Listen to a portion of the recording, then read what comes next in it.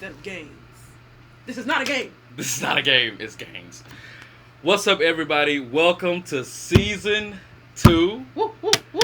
of Mind Games. We did change the name. This is what I want to do. We look at the camera? Games. Or we don't look at the camera? I don't know. But this is season 2, episode 1 of Mind Games. And we did change the name, if you didn't notice, from Mind Games, Games, to Gains. Games. G-A. Because this is not a game. This is not a game. It's all about the games. No. And we changed the name because, for one, it's a lot of Mind Games podcasts out there. We were getting feedback that a lot of people couldn't find us. Mm-hmm. And so we wanted to switch the name. And then, too, I think it's more of a positive message that we're building, through this podcast. We want to build powerful, strong, healthy minds. We don't want to be playing games because ain't nobody got time for games. So that's why we changed the name. So we hope y'all like the name change. But today we're going to talk about the topic that we're going to come to you all with today is mental illness, mental health, and religion, especially in the African American community. And I guess we'll entitle it Pray It Away. Yeah. Yeah, Pray It Away. So we'll talk about that. But first, it's been 2 months since we did this. I got to catch up with you, see what you've been up to. I don't think we need to look at the camera. I feel like we should just act like most podcasts I done seen, the camera's not even there. I don't know why I just... Okay. I don't know. So... I'm just looking everywhere. Looking at you, looking at you. Oh, so I guess why we're talking about this, because we actually are coming to YouTube. Yes. We promised that we would come to YouTube, and so finally we are coming to YouTube. So our podcast every month will be uploaded to Spotify, iTunes, but also video of our podcast will be on YouTube. So check that out. And we'll also be on YouTube just putting up our season 1, because season 1 did amazing. Mm-hmm. It did. It really did numbers. So we'll talk about that a little bit later too. But how you been? What you been up to? I couldn't even tell you. Well, you're going to have to I mean, you're going to say something. So much has happened, right? I went on my grandma's 80th birthday How did that cruise. It was wonderful. We went to the Turks and Caicos. Oh, nice. And we also went to Dominican Republic. The walled-off part of Dominican Republic, because everybody keep asking me, did you drink That's what I was about to ask Did you drink the liquor? Did you drink the liquor? Yes, it was the Amber Cove. It's like the walled-off, touristy carnival part of the island. So there was no issue. Everything came straight from regular bottles that you saw. Brand names was it American? that we know. Oh, brand names that we know. And so it was good. It was great. It was a great time. My family went. My grandmother kicked it till the end. Good for her, feet man. didn't swell up to the last day. I was worried about that. Gotta take care of Granny now. And it was a lot of fun. And then we spent a day in Florida after we got back off the ship, which was nice. And we had we went to this amazing random seafood spot that was just them be the top best. notch. Not the best, man. Not the ones you read, about that are famous, but this hole in the wall. Incredible. So, but other than that, I don't know. I feel like so much has happened. All of my friends are getting married. I just came back from a wedding in Cleveland. How was that? It was wonderful. It was everything. Congratulations to Ashley and Mike. I don't even know y'all, but college friends. They appreciate the love. And let's see. I mean, there's so many more to go. I have tons of weddings. I started 3rd year of this program, which is a huge transition. I'm gonna put it in the video. So in so many ways, everything is primarily outpatient, except for you have 2 24-hour shifts a month. I don't know. It's just very, very, very different. Yeah. Very, very, very different. And so it's a very steep learning curve. As it always is with medicine. And it's been hot in Charleston, so I've been going to the pool once a week. True. Just haven't made it to the beach because it's too hot. I don't know. Honestly, there's been a lot that's in the works for me. Okay, So, in the works. Yeah, so Like what? working on being a liaison Oh, yeah. between the Minority Association of Medical Students here at MUSC and our program. That's so important, man. And just somebody that they can reach out to. They can ask questions about the program. Definitely chose a date for our mixer What's this the date? month. Oh. I don't know offhand. I'll text it to you. Okay. But I chose it already. Good, it's a good. Wednesday. I believe it's next Wednesday, if I'm being honest with you. Okay. I'll be here. So I figured there's no excuse for nobody to not be here midweek, right? Because I'm off like Friday, Monday, and Tuesday. Okay. Oh, perfect. See? Midweek. That's why I chose it. I was Yeah, like, yeah. ain't nobody gonna have an excuse. Yeah. That's a good date. And let's see. I don't know. There's a lot going on, but as I remember, I'll remember. Yeah. Well, yeah, I feel like I haven't seen you in a long time. Yes. It's been like a minute since this podcast really brings us together. And without it, That's not true.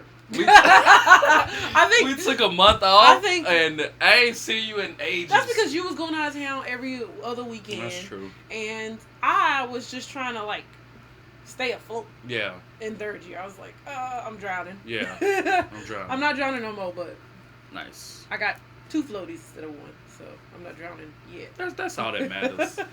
Just keep your head above water more than it's below Third year water. is satisfying, but at the same time, you don't want to do outpatient though, do you? I do. Okay. It's satisfying, but it's a fast learning curve because people don't realize when you're seeing them that like every single patient you're seeing is new. Every single half day of the week is new for the entire month. There's only a couple of them that I saw, more than once, and that was just to check up on meds. Of all the people that I saw, everyone was new. Yeah. So that's a lot of high stress. It is. Especially when they would come in and be like, "Oh yeah, you read my chart. You probably read this already. No, this happened You've 4 been months here ago." 10 years, and you're so like, no. That's happened to me too at the VA. You're like, I read your last progress note. Right. I know what meds you taking. Right. Yeah. But you do the best you can. Uh-huh. And all of our supervisors third year are the bomb. Are they? I'm excited. Like insane. I'm excited. It's insane. It's insane. How good they are. Really? Yes. I'm excited about that. What have you been doing? So nothing really major, nothing, to just announce or, cause I'll be dropping announcements, but, I'm also, so what I'm doing is I'm not going into my third year just yet because I started with internal medicine and psychiatry. I have to do a little bit more, inpatient psychiatry. And so this year will be for me doing more inpatient requirements and also 2 or 3 electives that I'm really, really excited about. And so I've been but I also now have a general mental health clinic at the VA. So I'm, working with that. Like you said, every patient is new. I feel like when my patients come in, we have to go through everything. I'm asking people about like their substance use 20 years ago. Yeah. And they're like, why are you even bringing that up? I'm like, because I have to. I just met you. Right. I'm like, a lot of these things you probably have talked to your provider about for the past. Times. Yeah, a million times, but I don't know you. So we got to act like we're meeting each other for the first time. And I'm going to ask these questions and, try to learn you better. So been adjusting to that. My advisor is really, really good. This year he's really, really helpful, and I'm transitioning still like the minute little things because all I've had is medicine clinic experience, and so I go to the facilitator like, so they wanted us to do something about this blood pressure, and he's like, what? He's like, nah, like stay in your lane. And so I'm learning, what I'm saying, I'm just learning different nuances like that, but I really do enjoy it. I enjoy it a lot because I didn't expect. I really like inpatient and I really like outpatient, but maybe it's just this setting. So just adjusting to that. Shout out to my girlfriend. She's doing major things. Like she's, and I've been working with her on a project. She's doing a Susie King Taylor project. Basically, she's doing some history with that and trying to basically give this lady a monument. It was a civil rights. She was a vet in the Civil War, and so she's working on that. She's spoke at like 2 or 3 different things. I'm going this weekend. That's why I bring it up, because I'm going this weekend. Another weekend. Right. Going this weekend to Georgia so she can do a conference. It's actually a Susie King Taylor conference. In Savannah? Yeah. It's close to Savannah. You have to go to the African American Museum in Savannah. They got one in Savannah? Everything. Really? Everything. Is it better than DC? No, it can't be better than DC. That's a silly question. Right. Of course not. But it is everything. Yeah. It is wonderful. I'm excited about that. So that's something we can do. But just, I'm really, really proud of her. She's really working hard on that. So that's what I'm doing this weekend. Yes, queen. I'm sorry, I had to get that in there. So just doing that. What else am I doing? Saving money, being better with money, spending money, which is that I don't have. Oh, but how's your moonlighting stuff? Is it progressing? Yes. That was a journey. It's slow. Getting all of that stuff together, it took a while, and it's still taking me some time. I still ain't got everything together. It's impossible, but it's not impossible. It's not impossible. It just feels that way. Nice.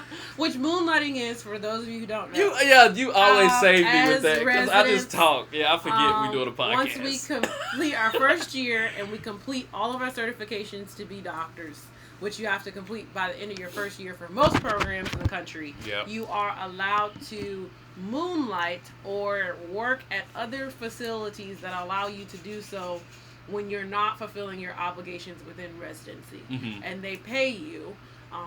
Not only do they pay you significantly more than what you get in residency. Yeah. But most people work on average 1 weekend or 2 weekends a month or 1 or 2 calls throughout the week to make so much extra cash, because unlike the myths of residency, I don't make anything. We broke. So please stop sending me requests to donate money. I'm not that type of doctor yet. Yeah. One day, though. I know. Yeah, seriously. I'd love to one day. Yeah. But that being said, we are both going through the process of trying to get that rolling. Number one, not just for the money for me, but also because people say they feel so much more comfortable coming out of residency if they moonlighted. So that's what. I'm excited about it. I think that's also some major motivation to get more experience. Yeah.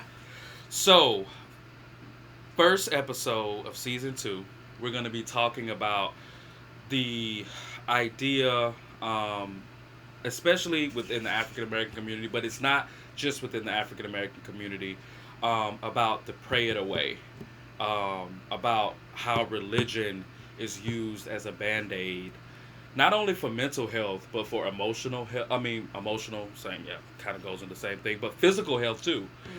I've heard, people that say, you got this bad headache for the past 3 months, just pray about it. Take it to God, and you got a brain tumor. Yeah. You know what I'm saying? And so we just wanted to address this topic, and we just wanted to talk about it, to kind of really... Religion to be all-inclusive with spirituality as well. Right.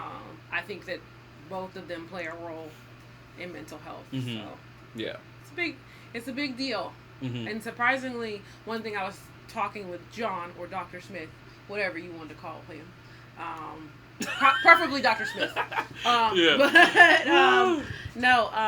One thing I was talking with him about is, as I do my research, I like evidence-based practice. Mm-hmm.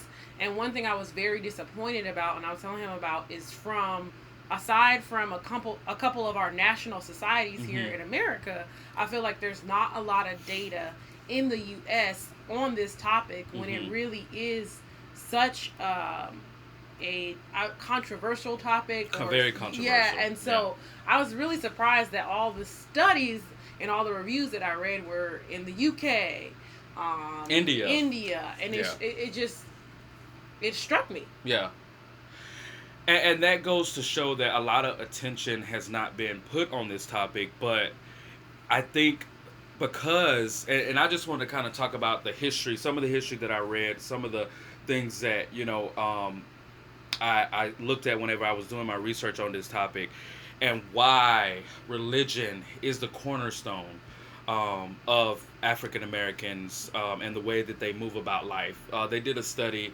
It was actually a Gallup poll that showed that African Americans are the most spiritual ethnicity, if you want to call it, within America.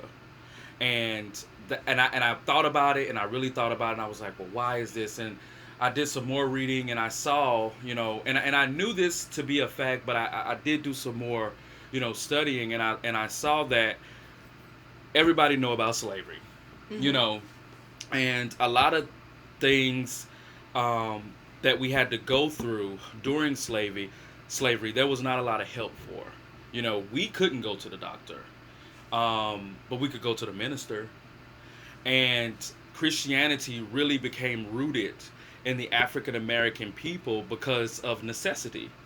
It was their only saving grace. It was their only comfort. It was their medicine. It was their mental health. It was their physical health. It was everything. And I think that's where it started with, in regards to why African Americans lean on and still depend on religion as sometimes their primary source of help or outreach. And so as, time went on, it became, pervasive in our community that if something is going wrong, take it to God. Did you pray about it? Did you take it to God? What have you went to church about it? Did you get in the prayer line? You know what I'm saying?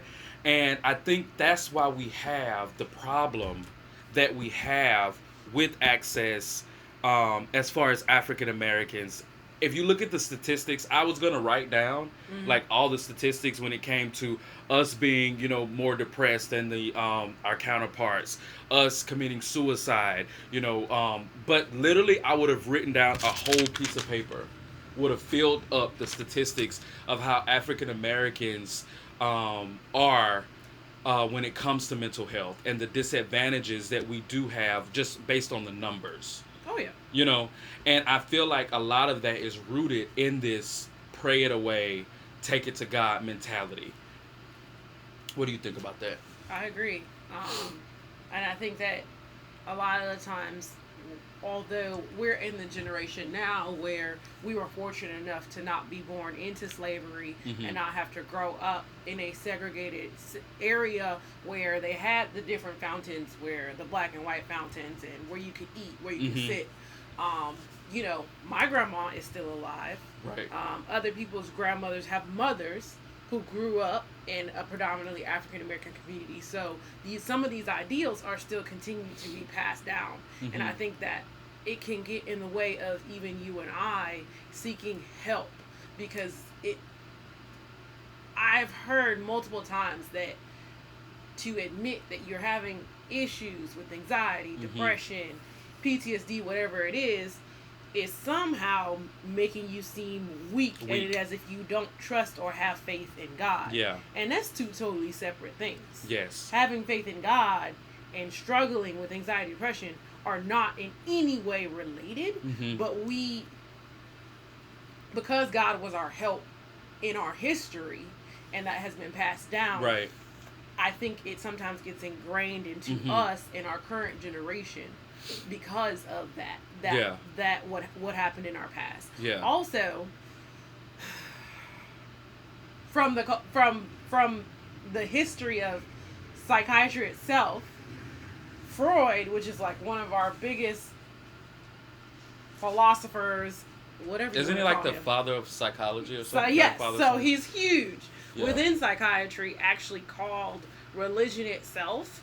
Back, I want to say in the 60s, he actually called it a form of neurosis, which is not a good connotation whatsoever. Right. So here we are as African Americans in that time, and something that's so important to us in the face of psychology, the face of psychiatry at that time, is saying, hey, this religion is actually neurosis. It's actually a sign of pathology. Right. So that created an even bigger gap within our community.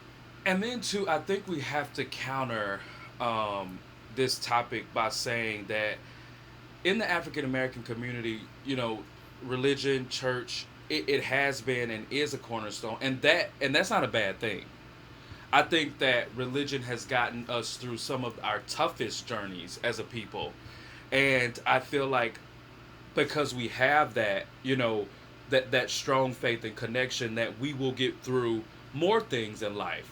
I didn't bring this topic up. I don't think we're discussing this topic because we're saying mental illness, religion. No, I think that when they're used together, I think that's where the power lies. And so, how can we put these two things together? I think that honestly starting education from the pulpit is going to be the solution.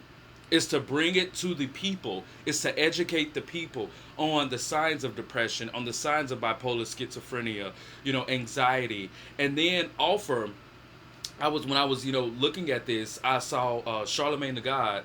He recently just posted on his Instagram some scriptures that's like geared towards anxiety. I feel like that type of marriage between religion and faith, because it's not going anywhere, especially for our community. I myself, I'm a very spiritual person. It's not going anywhere. I feel like the marriage between religion and mental illness is gonna have to be from the community perspective, like what Charlemagne doing, showing Bible scriptures and things like that with concern to certain topics. And also it's gonna have to be from the people that we trust, the ministers, the deacons, the first ladies. I feel like they are the ones that's gonna have to get our people to buy into and to really understand and accept mental illness. And a lot of them hide from their own mental illness and sweep it under the rug. I feel like not only do the people in the seats have this feeling of, well, if I say something, it shows I don't have faith. If I say something, it shows I'm weak. If I say something, no one cares. They're gonna blow me off. Because how many times do they see that with other situations that we just say, pray? Yeah. Which I agree. Pray, pray, pray. Pray till your heart is content. Right. But also realize, and I see a lot of African American females in particularly who come in with these thoughts of, what does this say about me and my religion and my faith? And I think I give them two different analogies. And the first one is that you have many different tools in a toolbox that gets a machine to work. You have one tool that's the tool, the wrench you use all the time, the wrench you always go to, the wrench that will always be there. But you also have this small screwdriver that without that, you're screwed just as well. Because there's some little screws here and there that need to be tuned up as well. So use your faith in the Lord, your prayer, use that as big tools in a toolbox to fix something that we inherently will always have as flawed because we're sinners. Yeah. It will always be flawed. The second analogy I use for my patients is, why is it that we view the heart, the kidney, the liver as an organ that needs a medicine when it's not working well, but not our own brains? Just because our brains are more complex doesn't change the fact that it is an organ in our body. Right. It's just more complex. Yeah. So why do we believe that our heart can beat a different way, the way it's not supposed to, but not that we can have a tumor in our brain, or that our hormones in our brain or our neurotransmitters can be out of whack? So it's just interesting that once you put it that way, how people start to really kind of change their thinking when it comes to it. Yeah.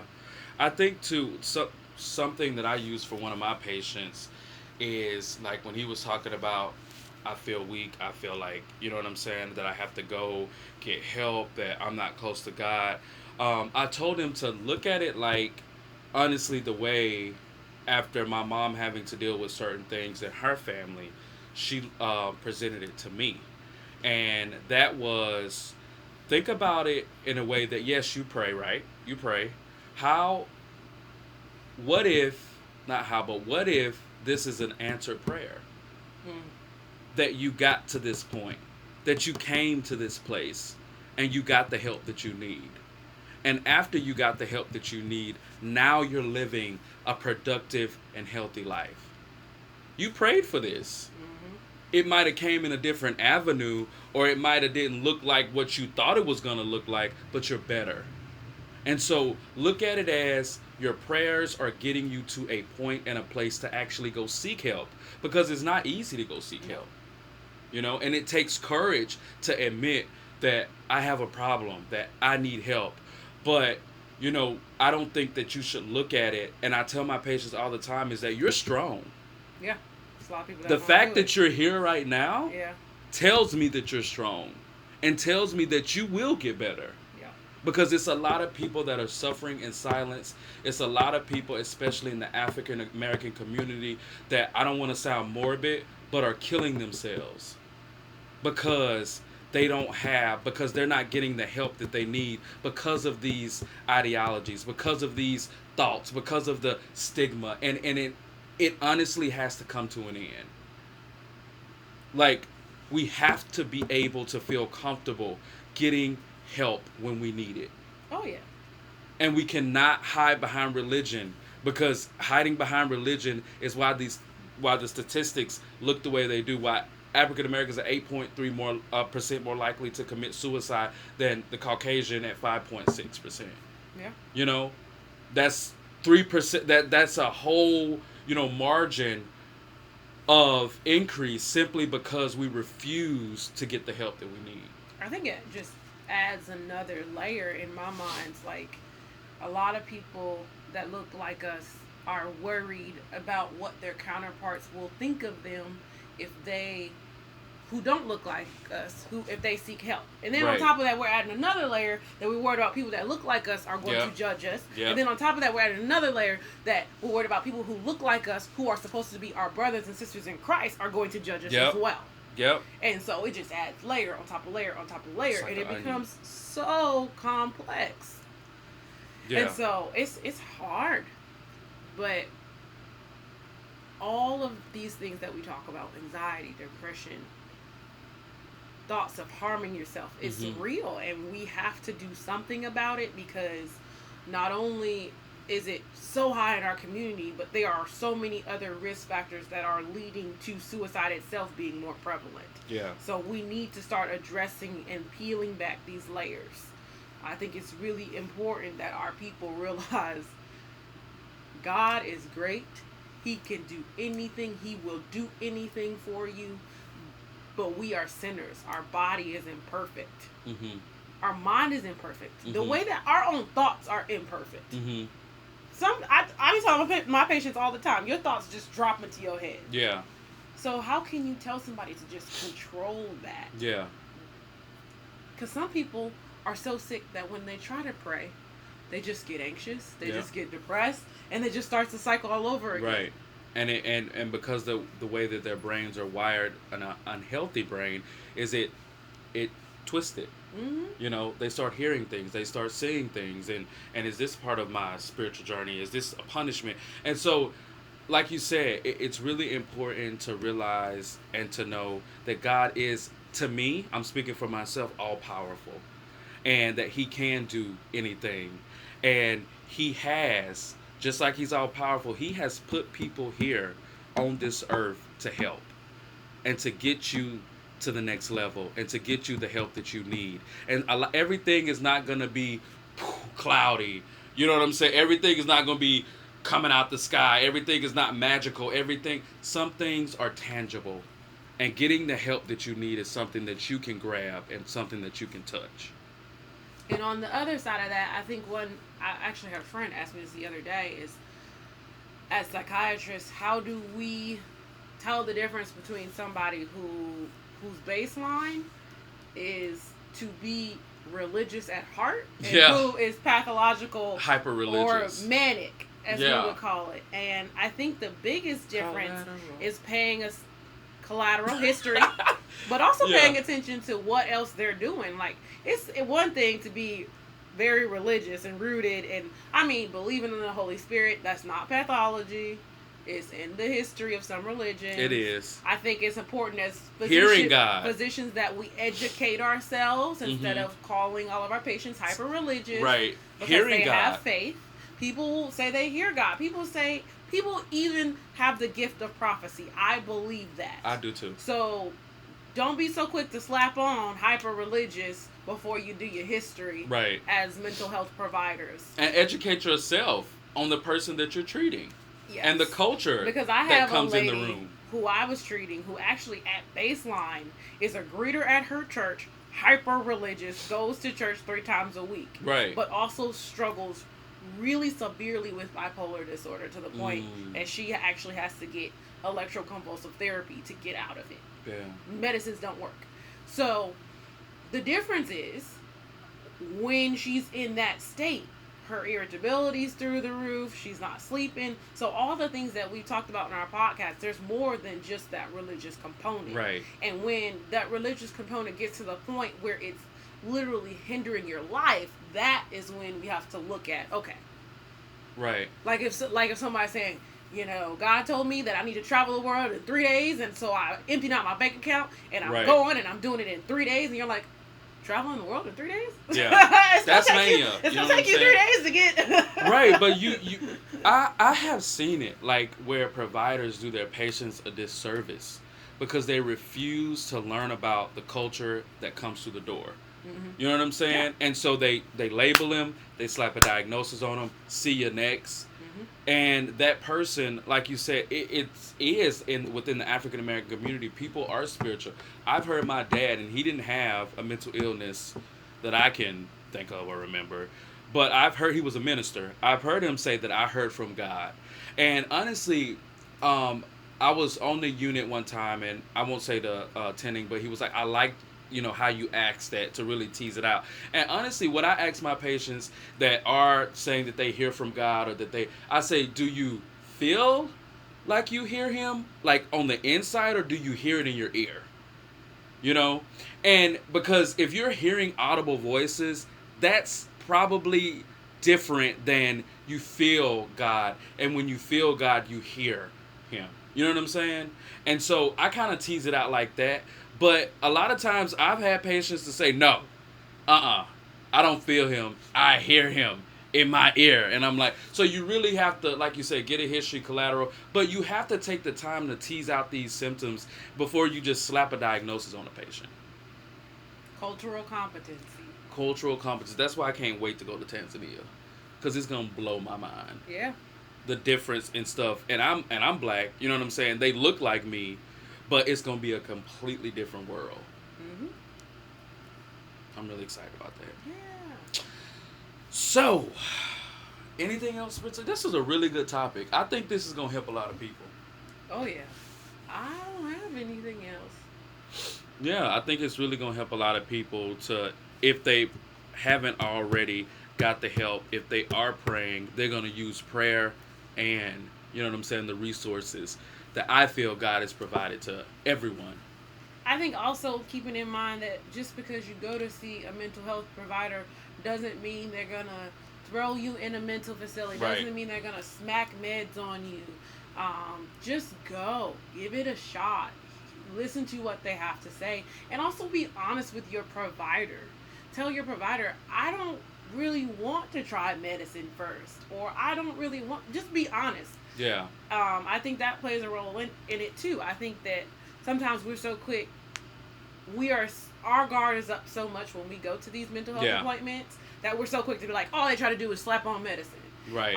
Rather than just being open and honest. Yeah. Yeah. So, you know, no, that's a great point. That is a great point, to kind of set the expectation of what they're going to experience once they come in and get the help. But, guys, thanks for listening to this episode. This was a really, really important episode for both of us to do. We're coming to you in many different ways now. YouTube, Spotify, iTunes. So we're really trying to hit all our audiences and really get the message out there. I really enjoy doing this. Yes. Yes. So, again, we will be coming with video and the podcast once a month. But on the YouTube channel, we'll be also releasing some of season 1 bit by bit. So, thanks for listening, guys. Yes. Thanks for tuning in. Thank you. Really appreciate it. Welcome back to Mind Gains. Yeah, get them gains. Get the gains. Get the gains. Oh my gosh, that's our thing. That's our thing. Get the gains. The gains. All right, y'all. Peace. I just be